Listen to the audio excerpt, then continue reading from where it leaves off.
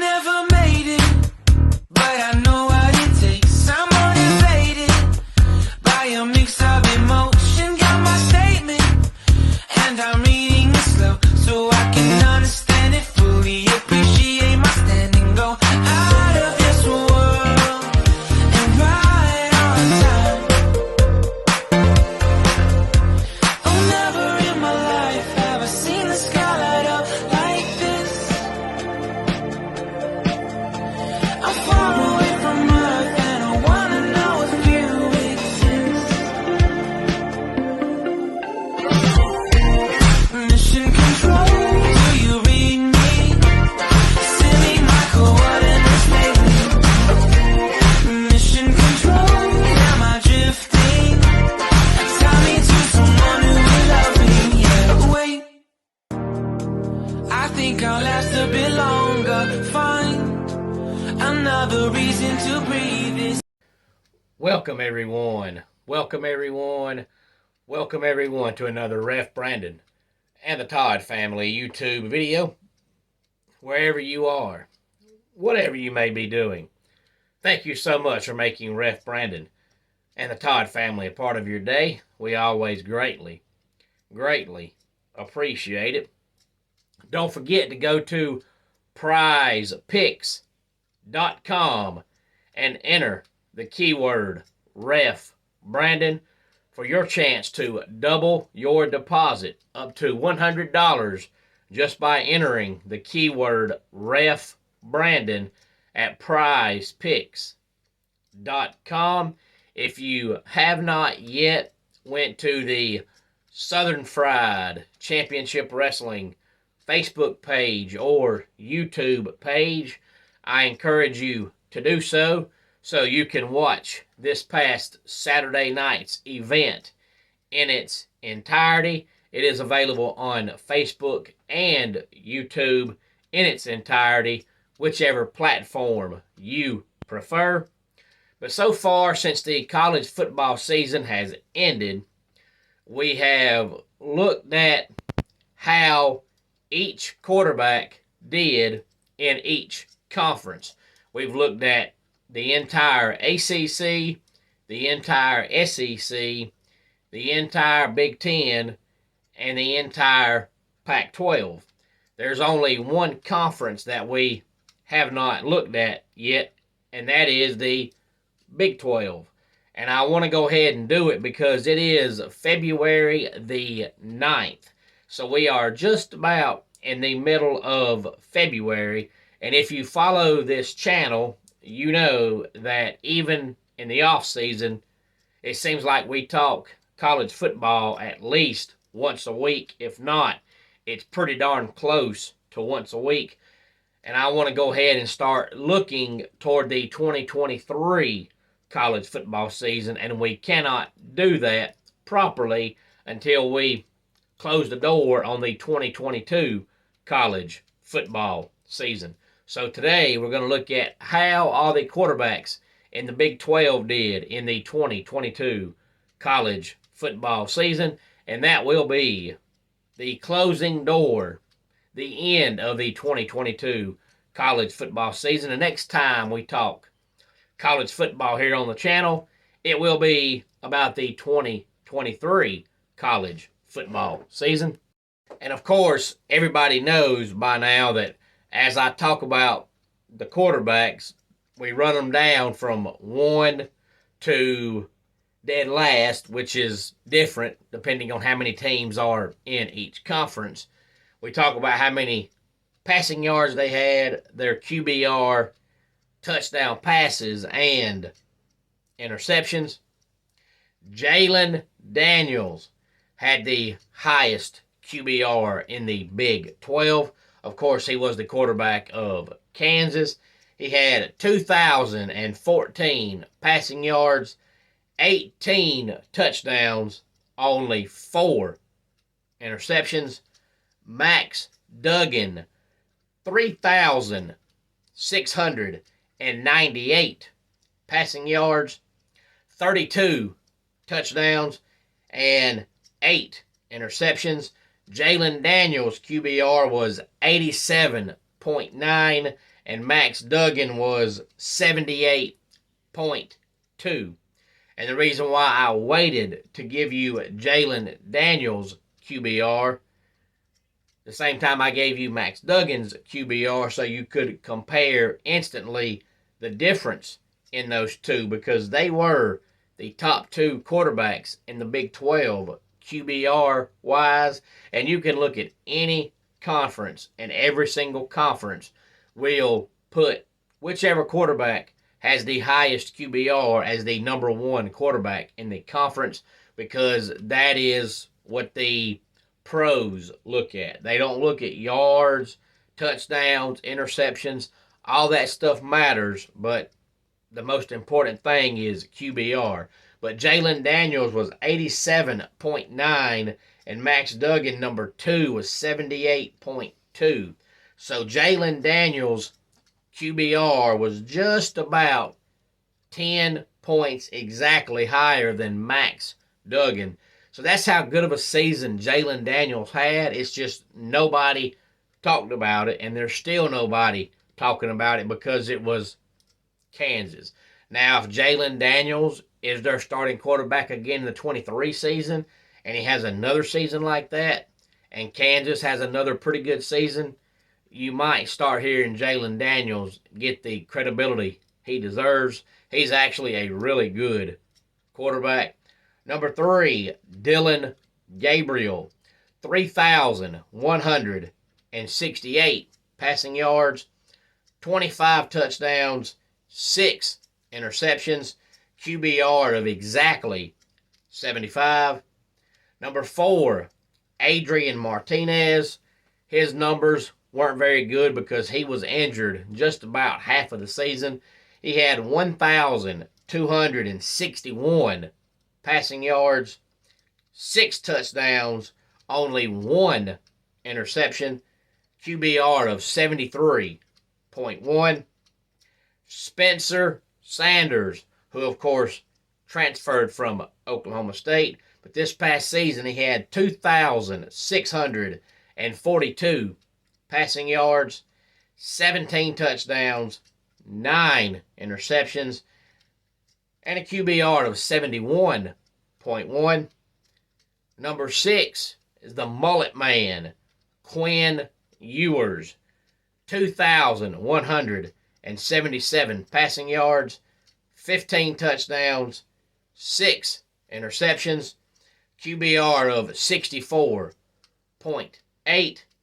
Number 7 is the guy that's going to end up playing for 975 college teams while he plays college football, JT Daniels, 2,107 passing yards, 13 touchdowns, 9 interceptions, and a QBR of 62.9. Number 8, the Baylor quarterback, Blake Shapen, 2,790 passing yards, 18 touchdowns, 10 interceptions, and a QBR of 57.1.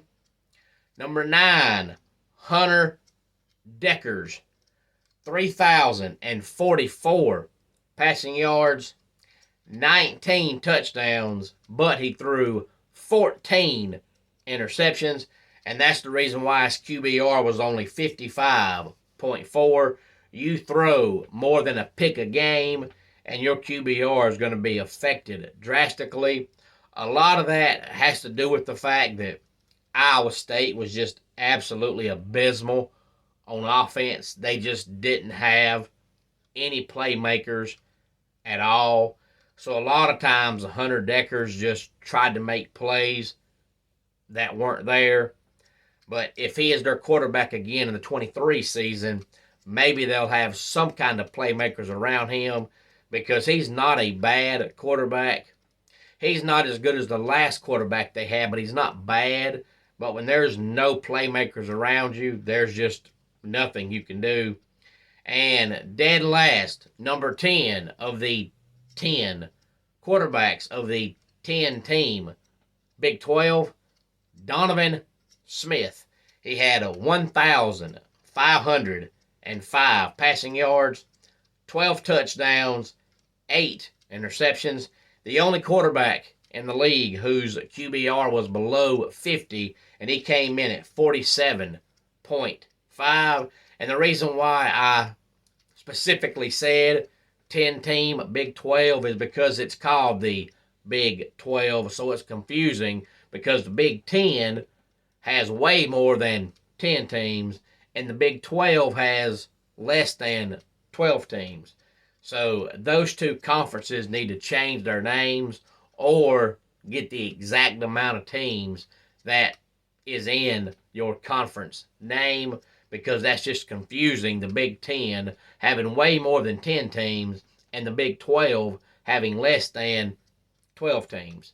But it is a 10-team league. Again, any thoughts on this, please feel free to let me know. I wanted to go ahead and talk about it so that, since it is mid-February, and we know we'll be talking college football again here on the channel very, very soon, we can go ahead and start looking toward the 2023 college football season. I've already talked about the ACC, the Big 10, the Pac-12, and the SEC, and I didn't want the Big 12 to get left out, but I didn't want to go ahead and start talking about the 23 football season without closing the door on the 22 college football season. That way, once it's closed, and we can go ahead and start looking forward to the 2023 college football season, because we know coming up in April is when most teams play their spring game, and then after that, everybody will start counting down the days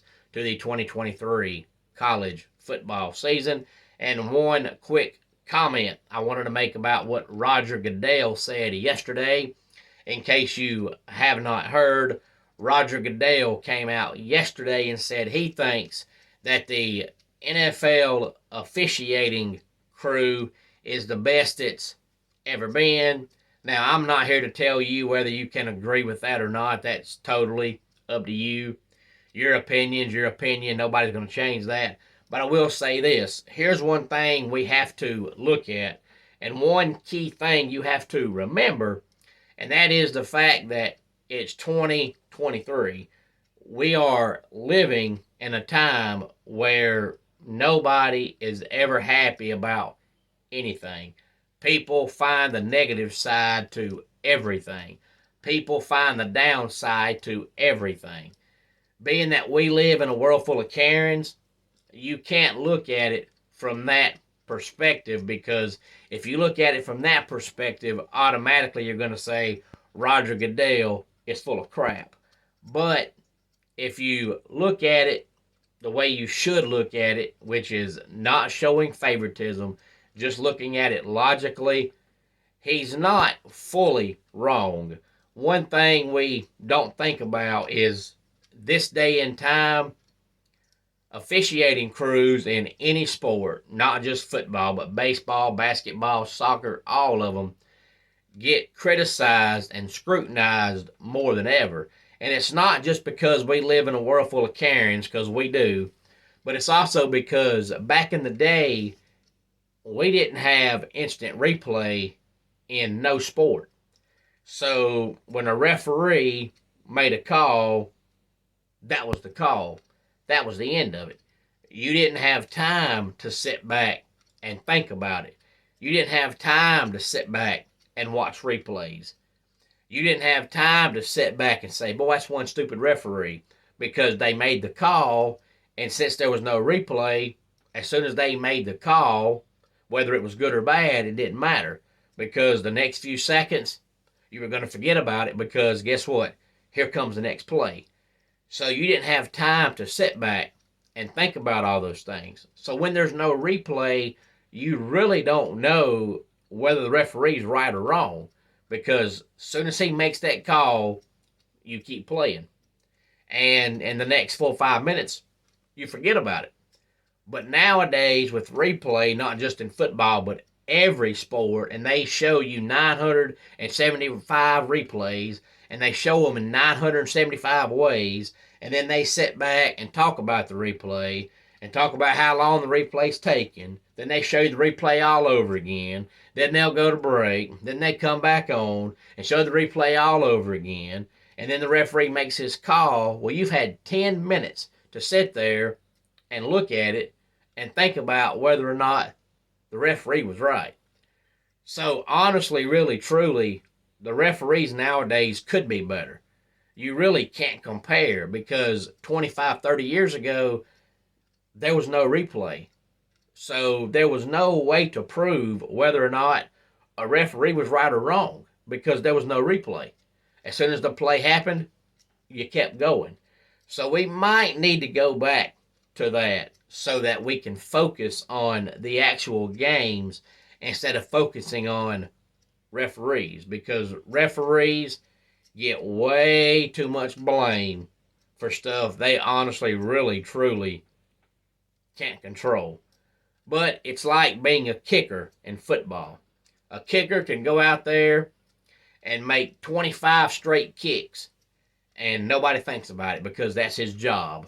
But just like the Ohio State kicker in the playoffs, you miss that one kick, and everybody wants to kill you. Referees the same way.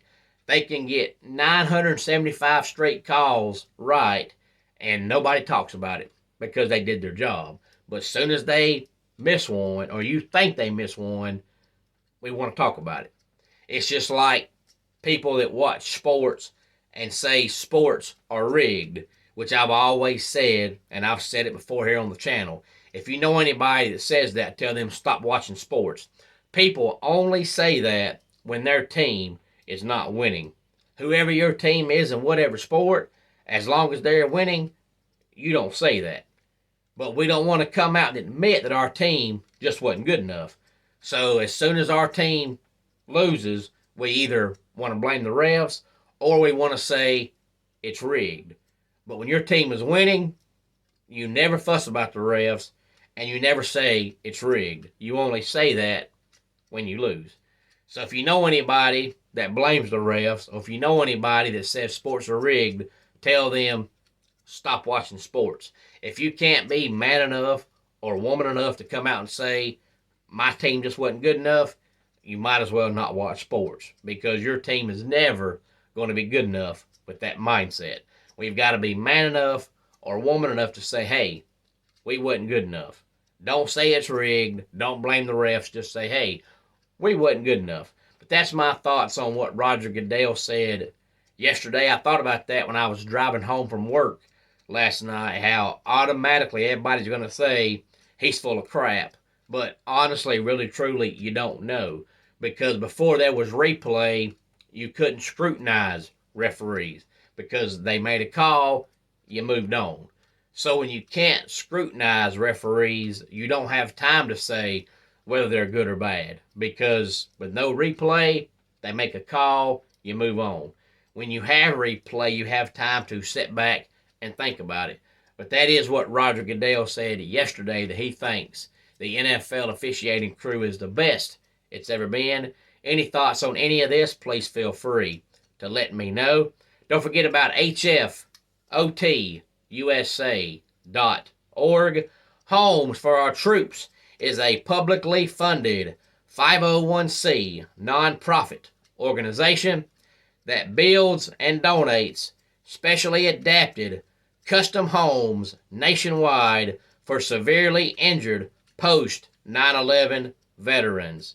And since the 2004 inception, nearly 90 cents of every dollar spent has gone directly to our program services for veterans. And again, visit and find out all the info you would like to find out at HFOTUSA.org.